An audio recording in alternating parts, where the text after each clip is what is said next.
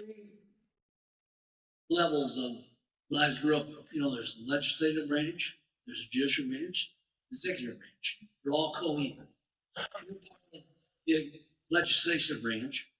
When will you and your Republican colleagues take back your legislative power to rein in President Trump?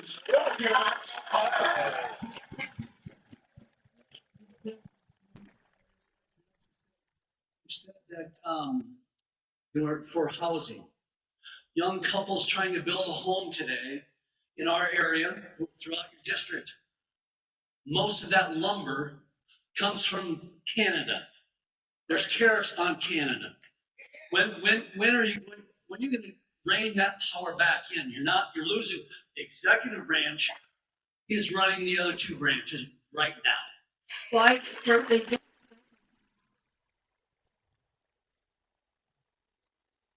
I think we would probably have a fundamental disagreement in this room about that, because when I look at what Congress is doing, we are working on executing exactly what we campaigned on doing and what the president campaigned on doing.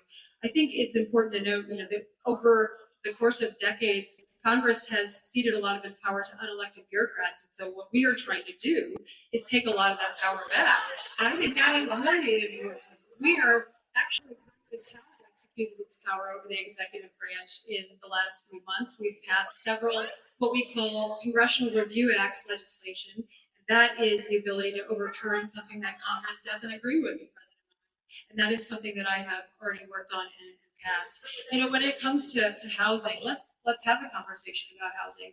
The policy that has really made housing unattainable is the fact that interest rates have been so high because we've seen such inflation in this country in the last 4 years. You talked about one of the key reasons where someone who's in their 20s or 30s can't afford to buy a home. It's because the financing for it makes it too expensive. Or let's talk about the regulatory side, which is something that President Trump cares deeply about, and I do too, making sure that we can make it easier for homes to be built. I've sat down with many of our home builders. I've sat down with the groups of realtors who are front-facing with people trying to get into these homes. The cost of new housing has gone up dramatically, not just because of the cost of lumber, but because of regulations. And I think that when you look at all of those mandates and requirements put on new housing builds, it's driving up the cost of housing faster than the rate of inflation. So I think what's really important in these conversations is, where can we get government out of the way to make all of those things more accessible? How can we drive costs down so that more people can get into homes or affordable housing? Again, that's a place where I've been able to go through the appropriations process and secure investments right in places like Clear Lake, Mason City, and other communities in the district. So